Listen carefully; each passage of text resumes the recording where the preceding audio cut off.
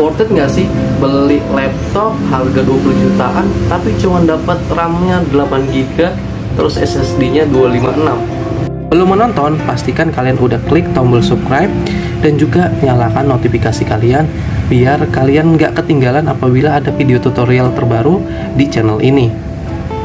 Channel ini nantinya membahas banyak seputar tentang teknologi dan programming. Jadi untuk itu jangan lupa untuk ikuti terus channel ini dan dukung terus. Selamat menonton. Laptopnya apa? Jadi laptopnya adalah ini MacBook Pro M1 2020. Kira-kira worth it nggak sih beli dengan harga segitu cuma dapat spek kayak gitu?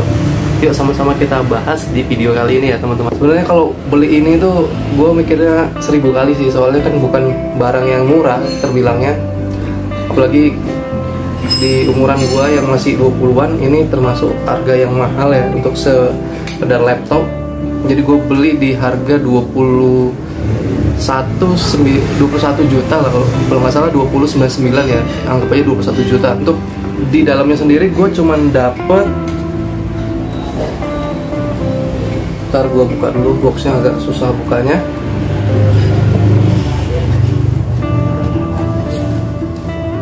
What the fuck, susah banget anjir.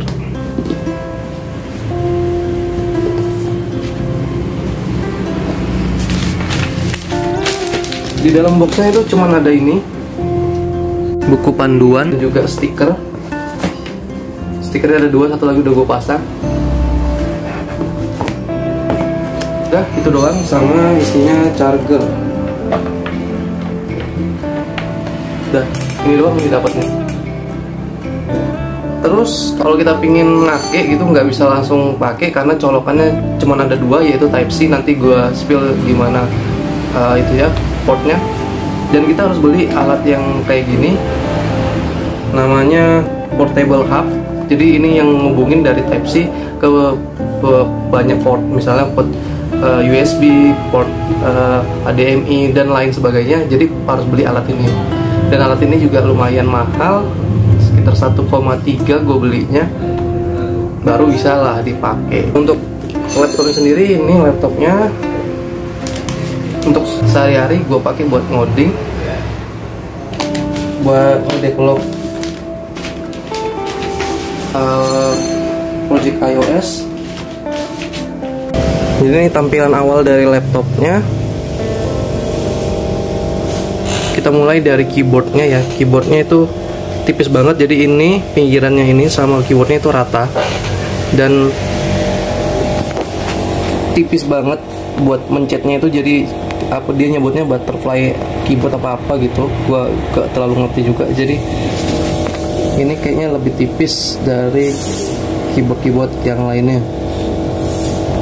Terus di bagian depannya ini, di bawah layar juga ada touchbar-nya yang bisa kita sentuh. Untuk beberapa aplikasi dia nanti muncul touchbar-nya di sini untuk menunya. Contoh kita buka aplikasi yang router.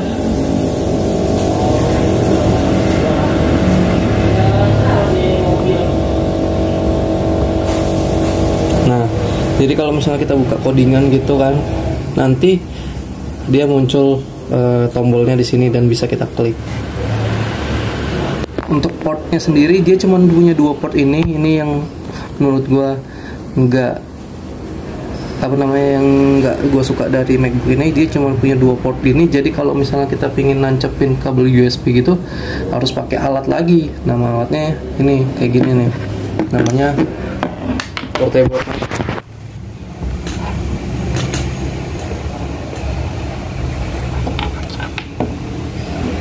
Jadi dari alat inilah yang ngabungin dari Type C kayak gini ke banyak port. Jadi kalau misalnya alat ini ketinggalan, ada duit 1000-an lagi. Jadi kalau misalnya alat ini ketinggalan, ya udah nggak bisa dipakai dong, nggak bisa buat nyolok. Pertama kita spill dulu RAM-nya ada berapa. Kita bisa buka ini activity monitor. Untuk RAM-nya sendiri gue pakai yang varian 8 RAM 8GB dan SSD-nya 256 ya teman-teman.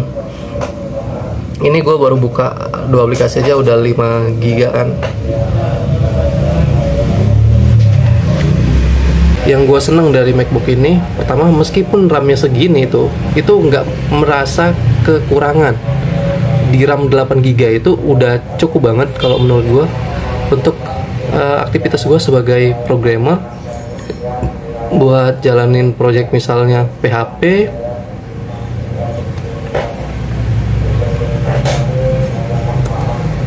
terus jalanin project iOS,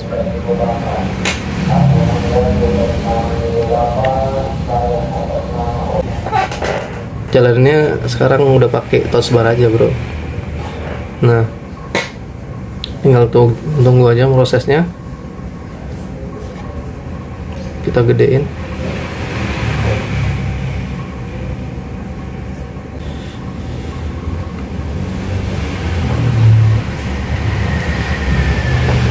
Jadi dia lagi ngerunning buat ke iPhone 12.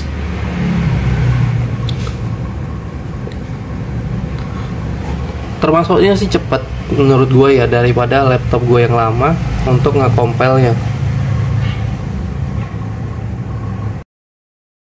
Kita coba klik sana sini, kira-kira ada isu nggak ya?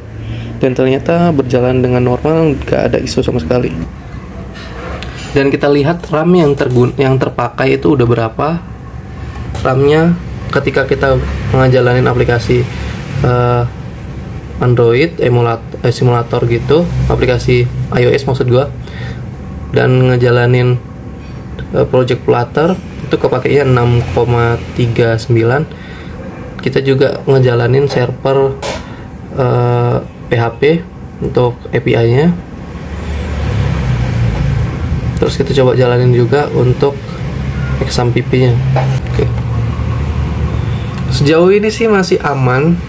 Gua nggak ada kendala mengenai environment buat gua ngoding, kayak misalnya XAMPP, terus Postman, terus Visual Studio Code, semuanya itu berjalan dengan lancar, nggak ada kendala. Ini juga ada Xcode, ada Android Studio, dan dua-duanya jalan normal. Dan emulator Androidnya juga nggak ada isu sih, bisa berjalan normal. Simulator iOS apalagi udah normal. Coba kita matikan dan kita jalankan yang versi Android. Kita tutup dulu. Kita coba yang versi Android ya. Buka Android Studio sambil kita monitoring RAM-nya yang kepake berapa.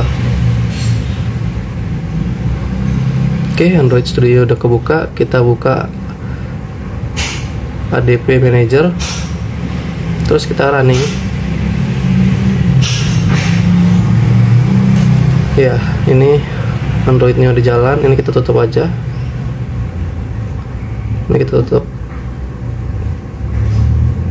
Terus kita coba running project ini ke Android.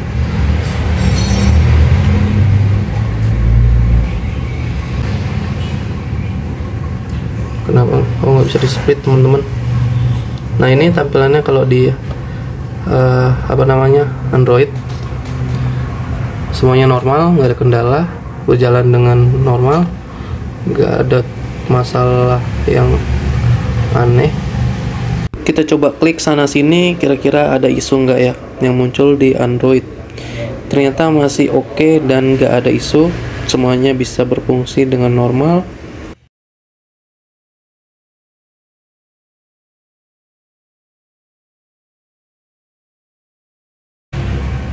Jadi bisa gue pastiin bahwa project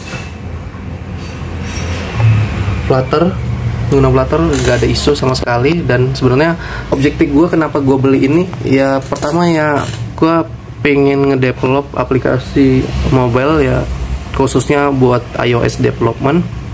Jadi tadi kan udah kita cek, ternyata aman, nggak ada masalah. Untuk Android aman, untuk iOS aman. Jadi ini udah bisa kita solve.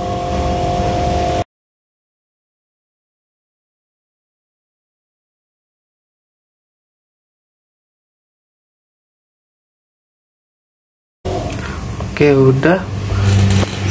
Dan sejauh ini sih gue pakai aman-aman aja, nggak ada isu.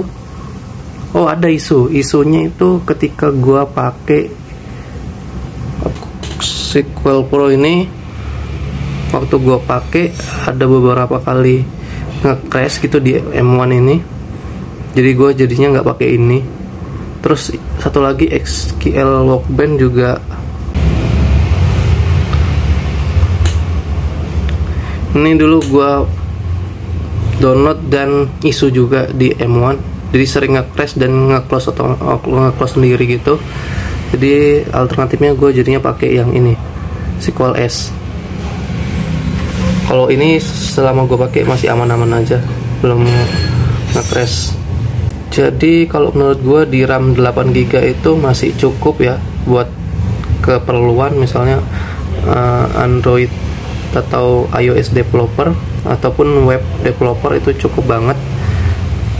Tapi gue belum nyoba Docker ya di laptop ini karena gue emang nggak ada project yang butuh Docker, jadi ya udah belum gue install aja di sini. Python juga udah pernah gue cobain, Python aman-aman aja sih. Kita coba, ada gue kayaknya project Python. Mana? Generate NFT. Nah ini project Python generate NFT gini pakai Python. Ini kodenya. Gak ada isu sih waktu gue jalanin, dan ini kita bisa lihat hasilnya bisa generate banyak foto. Sejauh ini selama pemakaian gue sih isunya itu cuman ya itu tadi di SQL Workbench sama SQL Pro itu kemarin itu nge-crash. Terus yang gue suka lagi dari laptop ini, baterainya gila, tahan banget sih baterainya. Ini dalam 80% ini bisa nyampe sore nih gue pakai, nggak tanpa gue cas. Misalnya dari jam 9 ya sampai jam 6 masih kuat aja nih baterainya, walaupun dipakainya nonstop. Gila sih performa baterainya, keren. Bahas tentang baterai, jadi ini udah gue pakai selama 1 bulan lebih dan baterainya masih 100% untuk maksimum kapasitinya. Artinya ya masih oke aja, karena ya memang baterainya bagus. Jadi cycle count-nya cuma 12. Jadi gue make, kalau misalnya makainya kan gue biasanya makainya malam doang. Kalau siang pakai laptop kantor karena kerjaan kantor. Kalau malam kan gue freelance gitu, terus jadi pakai laptop sendiri. Dan biasanya kalau malam kan gue ngoding paling dari jam 8 sampai jam 11 atau jam 12. Jadi itu bisa nggak ngecas selama 3 harian gitu. Jadi cycle count-nya masih dikit banget teman-teman. Satu lagi lupa gue spill fitur yang ada di pojok sini dan pojok sini. Yang ini dulu, opening Chrome. Nah jadi kayak gitu, dia bisa mendengarkan perintah kita dan ngebukain aplikasi yang kita mau. Nah itu kayak Google Assistant-nya gitu, tapi versi macOS. Terus satu lagi yang paling kanan ini untuk ngebuka laptop, misalnya dalam keadaan terkunci seperti ini. Kita bisa punya 2 opsi untuk ngebukanya. Pertama, kita bisa pakai password atau kita bisa pakai ini, sidik jari, dan kebuka. Jadi kayak gitu ya teman-teman. Sedikit informasi buat kalian yang pengen tahu kira-kira aplikasi apa aja yang udah ready untuk M1 ini. Kalian bisa kunjungi nama websitenya is Silicon Valley Ready, is Apple Silicon Valley Ready.com. Nah di sini kita ketahuan kira-kira aplikasi apa aja yang udah ready atau berjalan di Rosetta only, atau nggak berjalan sama sekali. Kita bisa cari di sini. Misalnya aplikasinya Microsoft Excel, ternyata di sini udah berjalan di M1 secara optimized. Jadi website ini bisa ngebantu kalian buat ngecari aplikasi yang kalian butuhkan kira-kira udah ready apa belum ya. Kalau misalnya di sini udah ready, berarti kalian kan bisa pakai produk ini. Kalian butuhnya software A untuk kerja gitu, ternyata belum ready untuk di M1 ini, kan jadinya sayang aja gitu kalian beli mahal-mahal, ternyata keperluan utama kalian malah nggak bisa disupport. Kebetulan gue kan programmer, jadi butuhnya itu cuman paling VS Code,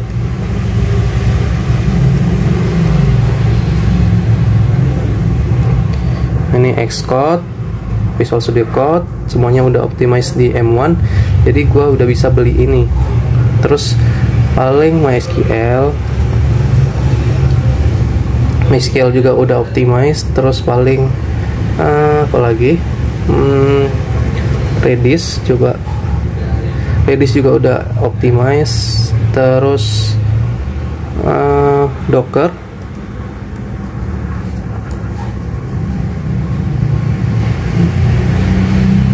Node.js juga udah oke. Jadi hampir semua keperluan untuk development gue terpenuhi. Jadi makanya gue berani untuk beli produk ini. Oh, sama ini kekurangannya, gue bahas kekurangannya. Yang pertama tadi kan kayak portnya itu cuma ada 2, jadi kalau mau nyolok-nyolok gitu harus beli alat ini. Jadi ya harus beli alat tambahan lah gitu istilahnya. Dan kalau misalnya alatnya lupa ke bawah, ya susah. Karena portnya cuma ada 2 port USB, 2 port Type C kayak gini. Yang satu buat casan, yang satu mungkin buat ini port hub gini. Terus kekurangan yang selanjutnya ada itu layarnya ini termasuknya kecil ternyata teman-teman. Kalau dibandingkan laptop gua yang ini kayaknya selisih sekitar 1 inci kalau. Jadi kalau misalnya pengen ngoding split gitu kan, misalnya yang sebelah kanan tampilannya, sebelah kiri kodenya gitu, ya jadinya space-nya itu sempit banget. Itu doang sih kelemahannya teman-teman.